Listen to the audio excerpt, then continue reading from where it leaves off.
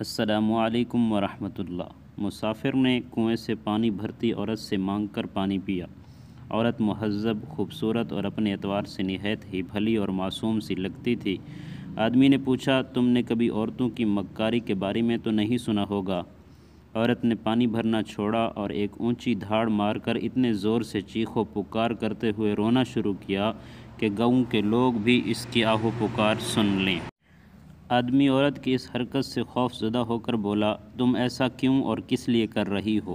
عورت نے کہا، تاکہ گاؤں والے آ کر تجھے قتل کر ڈالیں، کیونکہ تو نے مجھے تکلیف دی ہے اور میرا دل دکھایا ہے۔ آدمی گھگیاتے ہوئے بولا، میری بات سنو، میں ایک مسکین اور اپنے کام سے کام رکھنے والا مسافر ہوں، میں بھلا کیوں کر تمہیں تکلیف پہنچاؤں گا؟ میں تو بس تمہاری معصومیت سے متاثر ہوا تھا تو پوچھ بیٹھا کہ تم نے تو یقیناً عورتوں کی مکاری کے بارے میں کبھی نہیں سن رکھا ہوگا۔ تم ایک مہذب اور حسین و جمیل عورت ہو، مگر میں خدا خوفی رکھنے والا انسان ہوں۔ مجھے تم سے کیا لینا دینا کہ موقع پا کر تم سے بات کرنے کی خواہش کروں گا۔ اس بار عورت نے اپنا مشکیزہ اٹھا کر اپنے اوپر انڈیل کر اپنے آپ کو پانی سے تر بتر کر لیا۔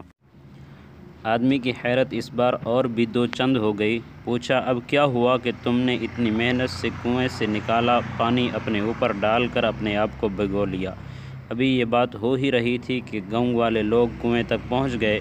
عورت نے ان لوگوں کو بتایا کہ میں کنویں میں گر گئی تھی، اور آج اگر یہ مسافر یہاں نہ ہوتا اور مجھے باہر نہ کھینچتا تو میں مر ہی گئی تھی۔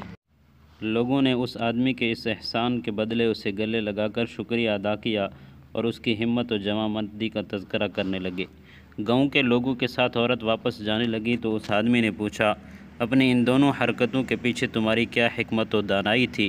یہ تو بتاتی جاؤ۔ عورت کہنے لگی، بس اسی طرح ہی ہر عورت ہوا کرتی ہے، اگر اسے اذیت دو گے تو تمہیں قتل کروا دینے سے کم پر راضی نہیں ہوگی، اور اگر اسے راضی اور خوش رکھو گے تو تمہیں بھی وہ خوش و خرم رکھے گی۔